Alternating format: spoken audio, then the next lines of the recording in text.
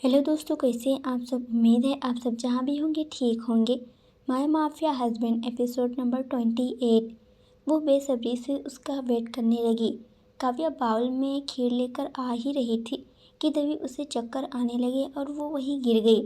जब सबने मुड़कर देखा तो सब भागकर उसके पास आए। मायूर काव्या को कमरे में लेकर जाकर बेड पर लेटा दिया और थोड़ी ही देर में डॉक्टर भी आ गई और उन्होंने चेक किया। सब घबरा रहे थे। मायूर टेंशन में बोला, क्या बात है, वो ठीक तो है ना। तभी डॉक्टर हल्का सा मुस्कुराकर बोली, मिसेस ओबराय बिल्कुल ठीक है और वो प्रेग्नेंट है। अब तो सबकी खुशी का ठिकाना ही नहीं रहा। सब बहुत खुश थे और सब उसके होश में आने का वेट करने लगे। ध्रुव और बाकी सब ऑफिस चले गए, लेकिन मायूर ऑफिस नहीं गया। और जैसे ही काव्या होश में आई, मायूर ने उसे जोर का हक कर लिया। फिर दादी ने प्यार से उसके सिर पर हाथ रखी और बोली, तूने मुझे वो खुशी दी है कि मैं बता नहीं सकती। सदा खुश रहो बेटा। अभी तो काव्या को कुछ समझ नहीं आ रहा था और सब आंखों में चमक लिए बस उसे ही देख रहे थे। सुरभि जी ने जब उसको कंफ्यूज देखी तो वो काव्या के पास बैठ गई और प्यार से उसके सिर पर हाथ रख बोली, क्या हुआ, समझ नहीं आ रहा कि सब इतने खुश क्यों हैं। उसको अब भी कुछ समझ नहीं आ रहा था तो सुरभि जी प्यार से उसके गालों पर हाथ फेरते हुए बोली, तुम माँ बनने वाली है और मैं दादी। काव्या की आंखें बड़ी हो गई। उसे यकीन ही नहीं हो रहा था कि वो माँ बनने वाली है। वो खुशी से सुरभि जी के गले लग गई और वहीं रूपा मायूर को घूरते हुए बोली, मैं आपसे बहुत गुस्सा थी, लेकिन आपने मुझे बड़ी वाली खुशी दी है, इसलिए गुस्सा भूल रही हूँ। फिर मुँह बनाकर बोली, लेकिन लास्ट टाइम हाँ। वो बस मुस्कुरा दिया और सब उसे ढेर सारी बातें की। फिर सुरभि जी ने सबको देखते हुए बोली, सब बाहर चलो, उन्हें भी तो बात करने दो, तुम लोग अपने में ही लगे हो। सुरभि जी मायूर और काव्या को अकेले में थोड़ा टाइम देना चाहती थी। सब बाहर आ गए। सब बहुत खुश थे। आज का पूरा दिन सबने काव्या के आगे पीछे घूमकर ही बिताए। अब शाम हो चुकी थी और ध्रुव अब तक सब पर बरस रहा था। सब परेशान थे क्योंकि मीटिंग तो अच्छे से हुआ था, फिर भी वो गुस्से में था। अंगद ध्रुव को शांत कर सभी को घर जाने को कहता है, फिर दोनों भी घर के लिए निकल जाते हैं। आज पूरे मेंशन में खुशी छाई हुई थी और सब काव्या की पसंद का बना था। सबने साथ में बैठकर डिनर किया। सब काव्या को बहुत अच्छे से ख्याल रख रहे थे। 3 दिन बीत गए और सब अब और मायूर काव्या को एक पल अकेला नहीं छोड़ता था। सब उस पर बहुत हंसते थे। रूहानी भी बहुत खुश थी, लेकिन उसके अंदर एक दर्द उठ रहा था जिसे शायद ही कोई समझ सकता था। वो अंदर ही अंदर बहुत टूट रही थी, जिसका अंदाज़ा ध्रुव को लग चुका था। सुबह का वक्त रूहानी सोकर उठी तो खुद को ध्रुव की बाहों में पाई और एकटक उसको देखने लगी। ध्रुव सोते वक्त बेहद मासूम लग रहा था। रूहानी उसके बालों पर प्यार से हाथ फेरते हुए बोली, काश मैं भी आपको वो खुशी दे पाती जो आज मायूर को मिल रही है। मायूर कितना खुश है, उसको कितनी खुशी होती होगी ना। फिर ध्रुव के गालों को अपने ओठों से हल्का सा छूकर नम आंखों से बोली, आपको भी हक है कि आपको वो खुशी मिले और मैं आपको वो खुशी देना चाहती हूँ और काव्या की तरह मैं भी वो खुशी महसूस करना चाहती हूँ। फिर कुछ सोचकर हल्का मुस्कुराकर बोली, मुझे भी हमारा बेबी चाहिए और देखना अब आप भी मायूर भाई की तरह खुश रहोगे। मैं आपको आपकी सारी खुशियाँ दूंगी जैसे आप मुझे हमेशा देते हो। फिर उसके बालों पर प्यार से सहलाकर हल्का सा किस कर वॉशरूम में चली गई। रूहानी के जाते ही ध्रुव ने अपनी आंखें खोली। उसकी आंखें लाल थी। वो काफ़ी देर तक वॉशरूम के बंद डोर को देखता रहा। फिर उसके चेहरे पर अंधेरा छा गया। अगर कोई इस वक्त ध्रुव को देखे तो पक्का डर जाता। वो इस वक्त बेहद डरावना लग रहा था। वालिया मेंशन। आज फिर से नागा अर्जुन आहान के पीछे पड़े थे। सब ब्रेकफास्ट के लिए बैठे थे। नागा अर्जुन और पीहू दोनों ही आहान को अच्छे से पका रहे थे। पीहू को तो भी सूर्य ने समीरा के बारे में बता दिया था और उसे अपने भाई पर बड़ा तरस भी आ रहा था। नागा अर्जुन खाना का एक बाइट लेते हुए बोले, तो क्या सोचा है तुमने। आहान बिना किसी भाव के बोला, डैड मुझे इस बारे में कोई बात नहीं करनी प्लीज़। आहान का मूड बहुत उतरा हुआ था। पीहू भी अपने बड़े पापा का साथ देते हुए बोली, भाई बड़े पापा सही कह रहे हैं, आप मुझे भी एक भाभी की ज़रूरत है। फिर क्यूट सा फेस बनाकर बोली, भाई शादी करने में बुराई ही क्या है। आहान ने घूर कर पीहू को देखा और बोला, अच्छा तो तू ही कर ले। पीहू मुंह बनाकर नागा अर्जुन को देखने लगी। नागा अर्जुन ने नामे से हिला दिया और बोले, तू कर ले, फिर पीहू भी कर लेगी, उसने खोज लिया है, तू उसकी टेंशन मत ले, अपना देख। अब तो आहान का मुंह देखने लायक था। वहीं पीहू बहुत शर्मा रही थी क्योंकि दादी ने नागा अर्जुन से अंगद और पीहू के रिश्ते के बारे में बात कर ली थी। अब आहान का मूड पूरा खराब हो गया था। वो जल्दी से ऑफिस के लिए निकल गया। वो अपने ऑफिस के लिए निकल रहा था लेकिन वो लेट हो चुका था। उसकी एक इम्पोर्टेंट मीटिंग थी और अपने डेट की लेक्चर सुनते सुनते वो लेट हो चुका था। वो अपने हाथों में पहनी घड़ी को देख अपने ड्राइवर से बोला, काका थोड़ा तेज चलाइए, मैं लेट हो चुका हूँ। उसकी बात पर उस ड्राइवर ने रिस्पेक्टफुली कहा, यस सर। फिर वो फुल स्पीड में ड्राइव करने लगा। तभी एक लड़की जो अपनी फुल मस्ती में अपनी स्कूटी चला रही थी, वो किसी से फ़ोन पर बातें कर रही थी। उसके चेहरे पर बड़ी सी स्माइल थी और उसके सिल्की काले बाल हवा में लहरा रहे थे और इधर कार फुल स्पीड में था। और तभी सामने से वो लड़की स्कूटी से आ रही थी और ड्राइवर ने उसे देखा, लेकिन कार की स्पीड बहुत तेज़ थी, लेकिन वो बेचारी स्कूटी से टकरा गई। स्कूटी के टकराने से कार रुक गई। आहान गुस्से से चिल्लाते हुए बोला, काका आपने कार क्यों रोकी। तभी ड्राइवर डरते हुए बोला, सर वो एक छोटा सा एक्सीडेंट हो गया है, मैं देख लेता हूँ। इतना बोल वो बाहर आया। वो लड़की को बहुत समझाने की कोशिश की पर वो माने तब ना। वो गुस्से से तमतमा कर बोली, आँख नहीं है क्या, कोई ऐसे कार ड्राइव करता है, मतलब कार है तो पूरी सड़क ही आप लोगों की हो जाती है, हम जैसे लोग तो अपनी स्कूटी भी लेकर सड़क पर नहीं आ सकते ना। काका लड़की को समझाते हुए बोले, देखो बेटा मुझसे गलती हो गई, अब मुझे जाने दो, मेरे सर को देर हो रही है। मैं आपको आपकी स्कूटी ठीक करवाने के लिए जितने पैसे चाहिए देने के लिए तैयार हूँ। काका की बात सुन वो लड़की और भड़क गई और बोली, अच्छा आप मुझे पैसे देंगे, मैं कोई भिखारी नहीं हूँ, अपनी स्कूटी बनवा सकती हूँ और आपने मुझे समझ क्या रखा है, आप मुझे पैसे देकर मुंह बंद करवाना चाहते हैं। फिर गुस्से से कार को घूरते हुए बोली, बुलाओ अपने साहब को, मैं भी तो देखूं कौन से अमीर बाप की बिगड़ैल औलाद अंदर बैठा है जिसे इतनी भी तमीज़ नहीं कि एक लड़की का एक्सीडेंट हो गया तो ज़रा देख लो, लेकिन नहीं वो अंदर बैठकर ये नज़ारा एंजॉय कर रहा है, उसे तो मैं अभी बताती हूँ। इतना बोलकर वो कार की ओर बढ़ गई। उसके कार का बैक डोर के शीशे को नॉक किया और चिल्लाते हुए बोली, बाहर निकलो अमीर बाप के निकम्मे औलाद, अंदर बैठे मज़े ले रहे हो, मैं तुम जैसे लोगों को अच्छे से जानती हूँ। आहान जो लैपटॉप पर काम कर रहा था, उसने बाहर देखा तो बस देखते रह गया। उसके मुंह से बस एक ही शब्द निकला, समीरा। जी हाँ, ये समीरा थी जो इस वक्त गुस्से से लाल थी और आहान पर फटने के लिए तैयार थी। आहान ने जल्दी से अपने लैपटॉप को साइड किया और फिर जल्दी से बाहर आया। समीरा जो अभी गुस्से से उस पर चिल्लाने ही वाली थी, आहान को देखकर उसके गले के शब्द उसके गले में ही अटक गए। वहीं आहान तो कहीं खोसा गया था क्योंकि ब्लू कलर के सूट में वो बेहद खूबसूरत लग रही थी। ऊपर से वाइट कलर का दुपट्टा उस पर जच रहा था। उसके हल्के पिंक ओठ आहान को अपनी तरफ खींच रहे थे। आहान को खोया देख काका ने धीरे से बोले, सर। काका की आवाज़।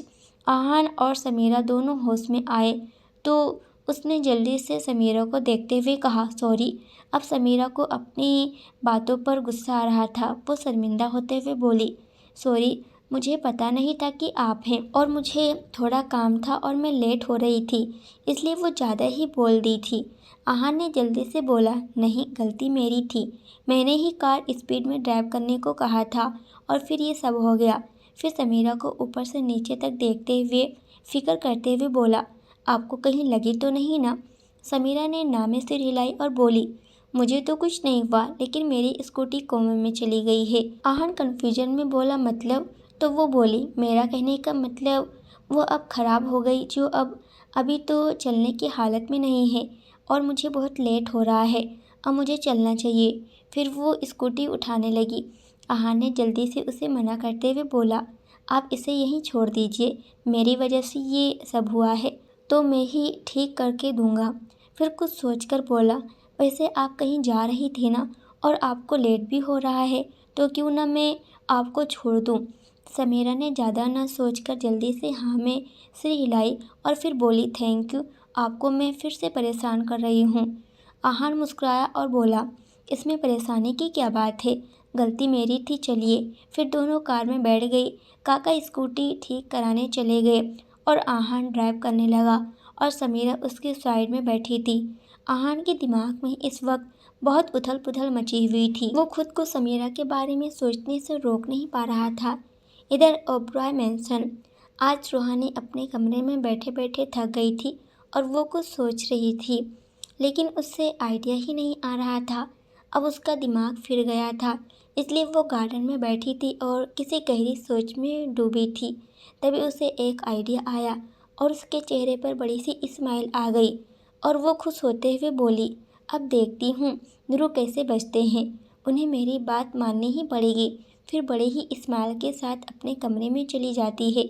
वहीं आहान समीरा से कब से बात करना चाहता था, लेकिन समझ ही नहीं आ रहा था कि क्या बात करूं, इसलिए पूछ लिया, आपको कहाँ जाना है।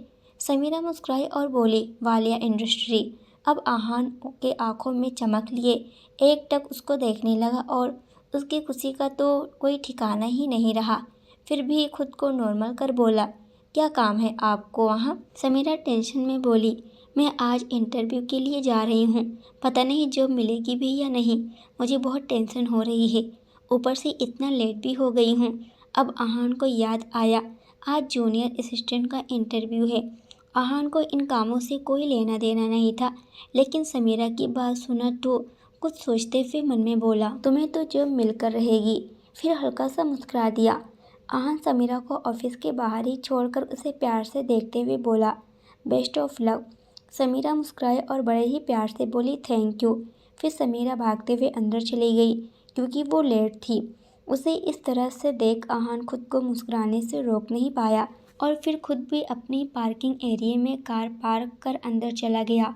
वो आज बहुत खुश था और उसने बिना समीरा को पता चले उसे ये जॉब दे दिया।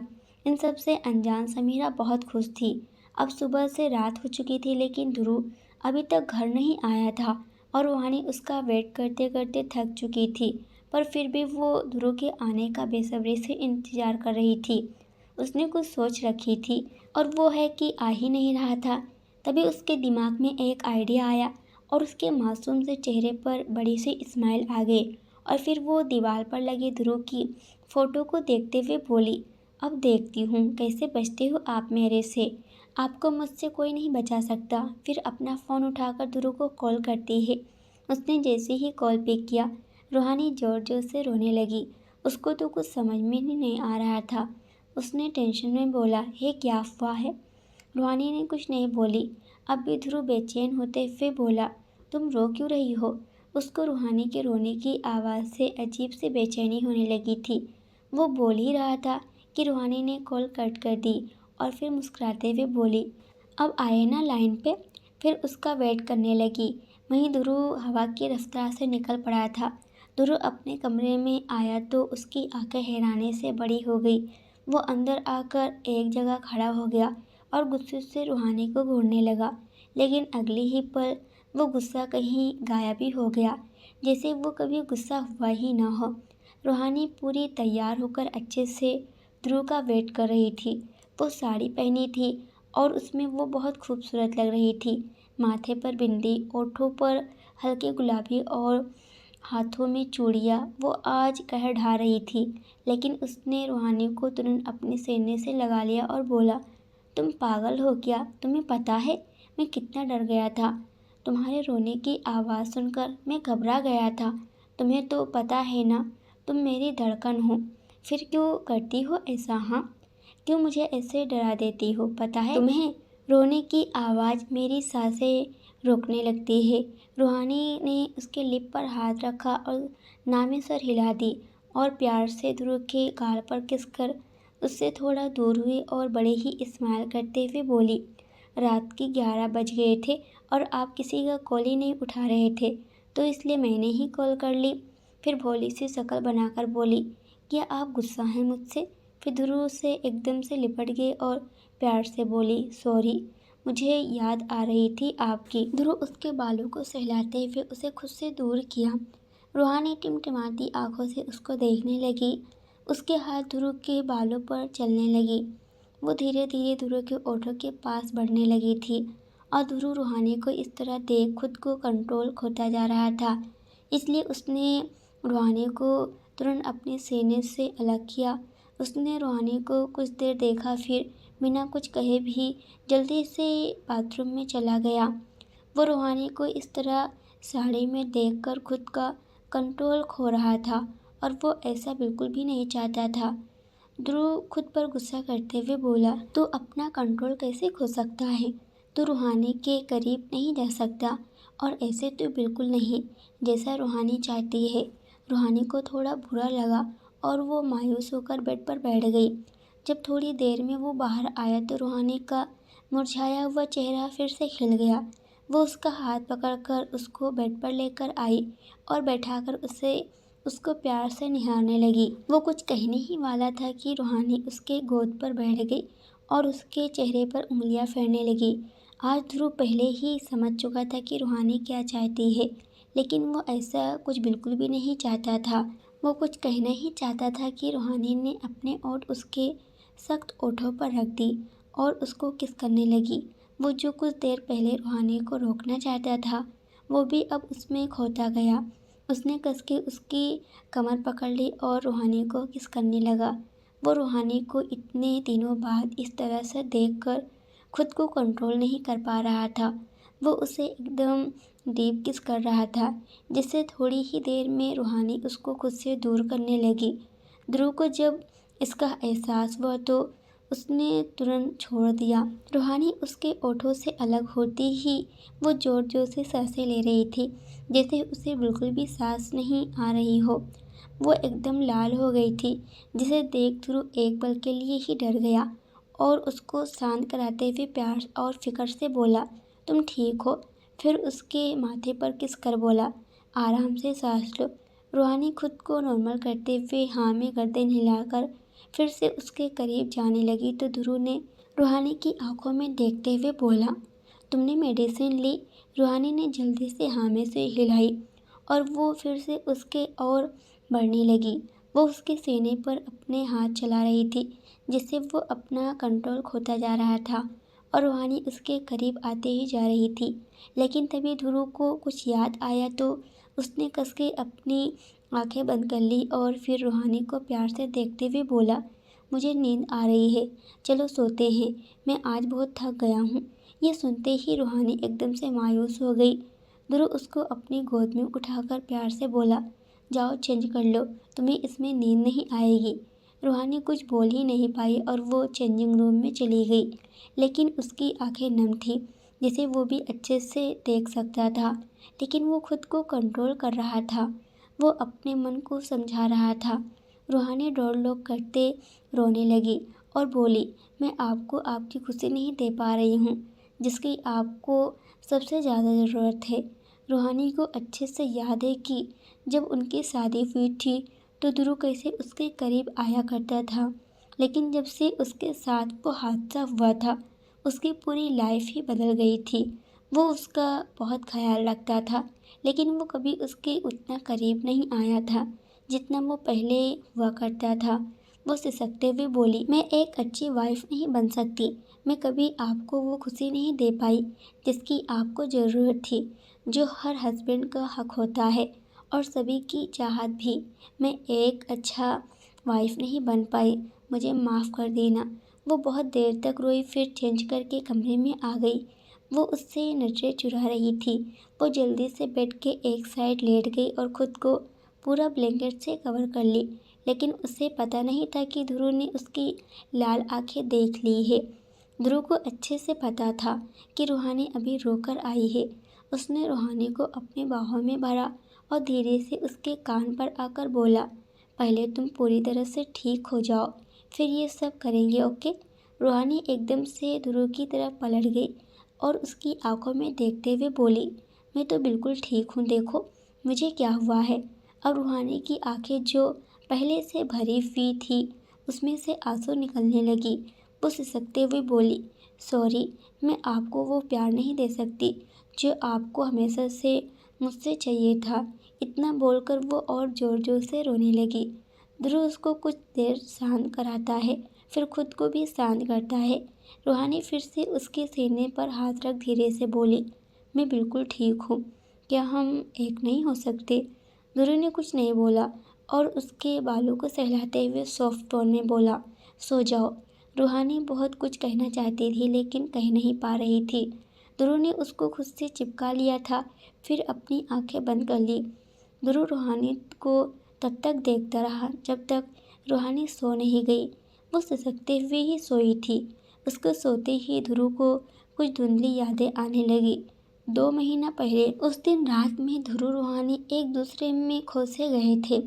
उसने खुद को कंट्रोल करने की कोशिश की थी लेकिन सब बेकार हो गया था।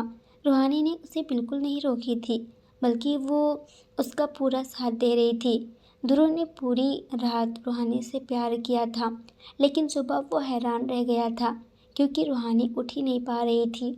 ध्रुव की काफ़ी कोशिश के बाद वो उठी और वो जैसे ही उठी एकदम से रोने लगी। दर्द से उसका बदन टूट रहा था। उसको इस तरह से देख उसकी तो सांसें ही अटक सी गई थी। वो तुरंत डॉक्टर को बुलाया जो उसके घर में ही रहती थी। वो चेक की तो वो भी डर गई। ध्रुव जो रूहानी को ही देखे जा रहा था, डॉक्टर को चुप देखकर गुस्से से बरस पड़ा और बोला, मुझे क्या देख रही हो, क्या हुआ है रूहानी को, वो बताओ।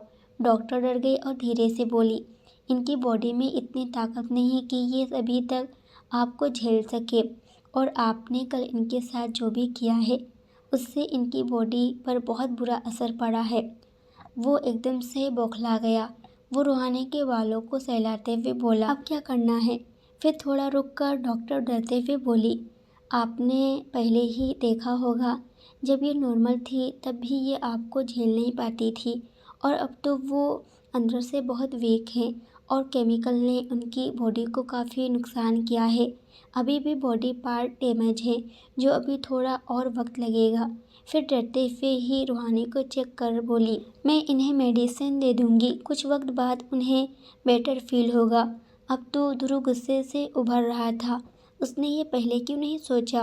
वो गुस्से से उभर रहा था, उसको खुद पर बहुत गुस्सा आ रहा था। वो अपना गुस्सा भी डॉक्टर पर निकाल रहा था। वो बेहद डरावनी आवाज़ में लाल आंखों के साथ बोला, अब कुछ करोगी भी या तुम अभी यहीं मरना चाहती हो। ध्रुव की खतरनाक आवाज़ सुन डॉक्टर अंदर तक काँप गई और रूहानी को देखने लगी, और उसने रूहानी को देखी जो अब तक दर्द से बेड पर इधर उधर होकर छटपटा रही थी। जब उसे बेहोश किया गया तब जाकर वो शांत हुई थी। रूहानी की हालत देख डॉक्टर डर से कांपते ओठों से थोड़ा हिम्मत कर बोली, सर, जब तक मिसेस ओबरॉय पूरी तरह से ठीक नहीं हो जाती तब तक आप इनके साथ फिजिकल रिलेशन ना बनाएं, वरना उन्हें प्रॉब्लम हो सकती है। उस दिन ही ध्रुव ने सोच लिया था कि जब तक रूहानी पूरी ठीक नहीं हो जाती वो रूहानी के इतने करीब नहीं जाएगा।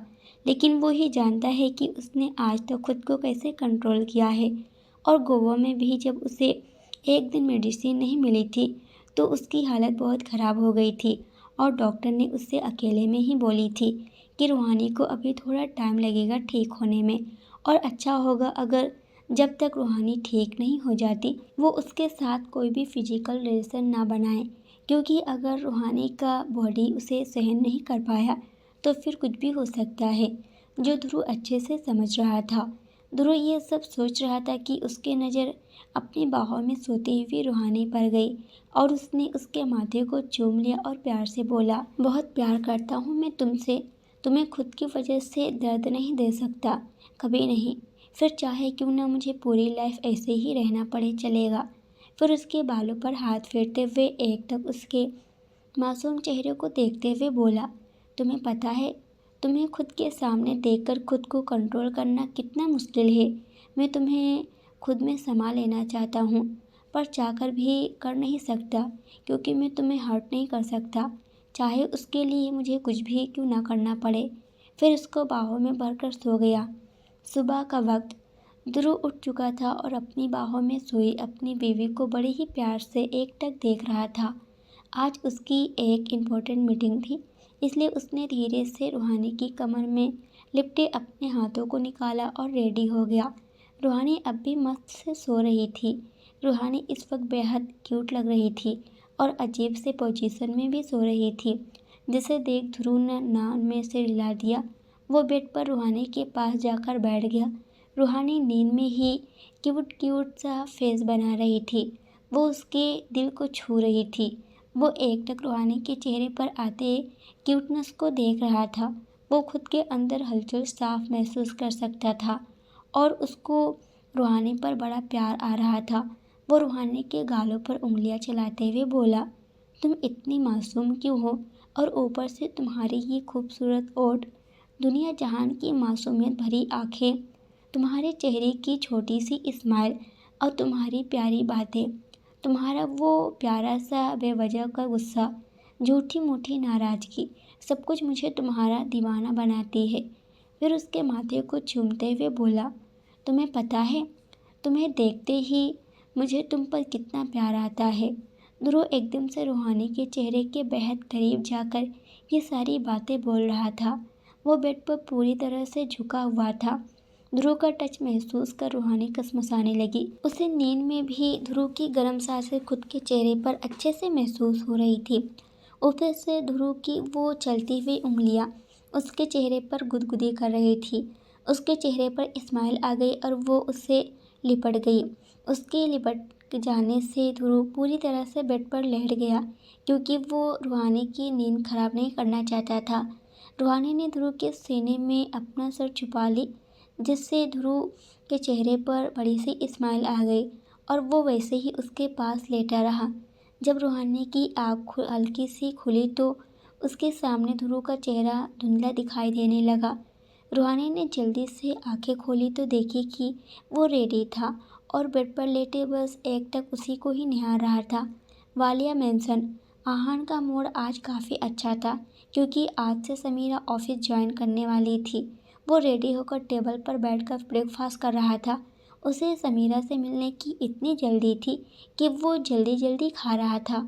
वो तो खाना भी नहीं चाहता था, लेकिन पीहू उसे जाने दे तब ना, और वो पीहू से बहस करने का जोखिम बिल्कुल नहीं उठा सकता था। आज आहान के खाने की स्पीड देख नागा अर्जुन और पीहू दोनों हैरान थे, और उससे भी ज़्यादा हैरान सूर्य उसको देख सब स्माइल कर देख रहे थे, जो उसके चेहरे पर झांसी गई थी।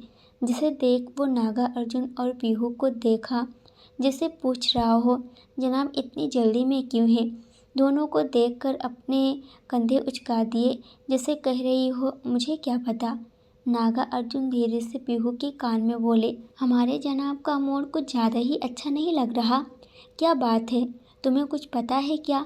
पीहू ने एक नज़र आहान को देखी, जो बड़े ही स्माइल के साथ जल्दी जल्दी खाने में लगा था। वो धीरे से अपने बड़े पापा के कान में बोली, नहीं तो मुझे कोई आइडिया नहीं कि भाई इतने खुश क्यों हैं, पर बड़े पापा मुझे भी ना भाई आज कुछ अजीब लग रहे हैं। फिर उनको आंखों से आहान की तरफ इशारा कर बोली, देखिए ना, भाई ने आज अपनी ड्रेसिंग स्टाइल भी थोड़ी चेंज कर ली है, और देखिए ना, उनके बाल भी कुछ अलग ही लग रहे हैं। और सबसे बड़ी बात, हमारे भाई साहब जो वीक में एक बार मुस्कुरा दे तो बड़ी बात हो जाती थी, और आज देखो स्माइल जा ही नहीं रही है। आपको तो पता है, भाई ने आज तक ऐसा कभी नहीं किया। नागा अर्जुन भी पीहू की बातों से पूरी तरह सहमत थे। सारा के चले जाने से और रूहानी के खोने के गम में आहान बहुत कम ही बोलता था। वो धीरे से बोले, जनाब को देखकर तो ऐसा लग रहा है जैसे कुछ तो खास है आज। अरे कहीं जनाब ने हमें बिना बताए हमारे लिए बहू तो नहीं खोज ली ना।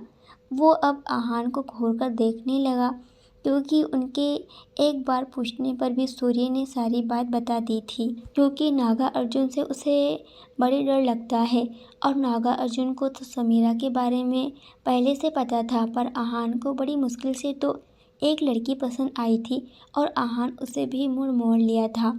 तो फिर आज किसके लिए इतना तैयार हुआ है।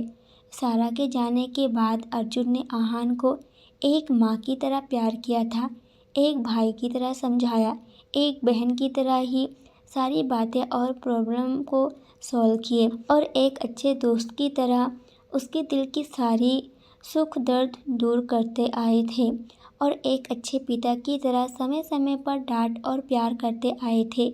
इसलिए उनके बीच कुछ बातों को छोड़ सारी बातें शेयर होती थी और आहान को कभी ये फील भी नहीं होता था कि नागा अर्जुन उनके डैड है। दोनों अभी भी एक अच्छे दोस्त की तरह ही रहते हैं।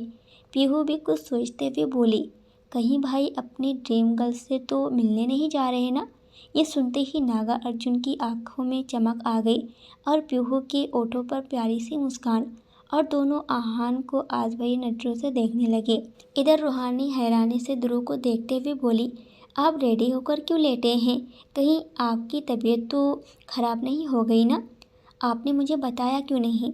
अब रूहानी के चेहरे पर परेशानी के भाव उभर आए थे।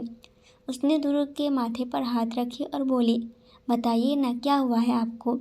कहीं सर में दर्द तो नहीं हो रहा ना? अपनी प्यारी सी बीवी को इतना सीरियस और परेशान देख ध्रुव मुस्कुराते हुए बोला, कुछ नहीं हुआ है, मुझे देखो।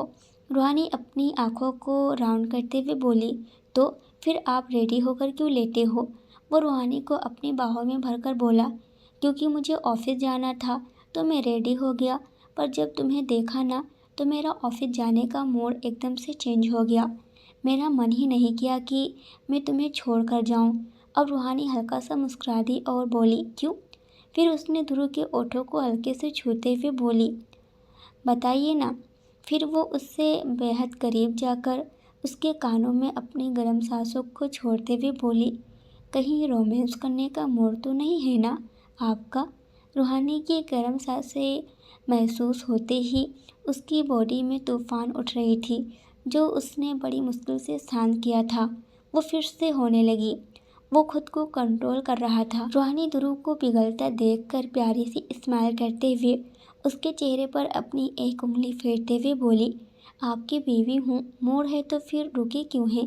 पूरा हक है, करिए ना जो आपका दिल चाहे, जितना चाहे उतना रोमांस कीजिए। बीवी हूँ आपकी, आपका इन सब पे, और हाँ, मैं बिल्कुल भी ना नहीं कहूँगी। फिर खुद ही उसके दोनों हाथ को अपनी कमर के चारों ओर लपेट कर बोली, क्या हुआ, रोमांस नहीं करना?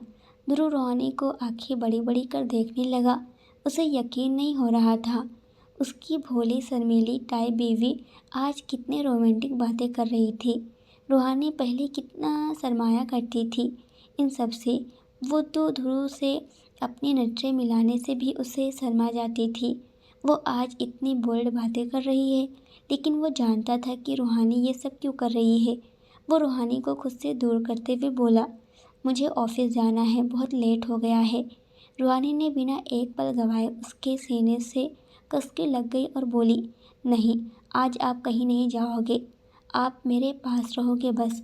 वो रूहानी को दूर करने लगा तो वो सिसकते हुए बोली, आप समझते क्यों नहीं हैं? दोस्तों, आज के लिए इतना ही। इसके आगे क्या होगा ये हम देखने वाले हैं अगले वीडियो में। जब तक ये देखिए, वीडियो पसंद आए तो वीडियो को लाइक कमेंट जरूर कीजिएगा। अगर आप इस चैनल पे हो तो बेल आइकन भी प्रेस कर लेना। पूरी वीडियो देखने के लिए आप सभी का बहुत बहुत धन्यवाद।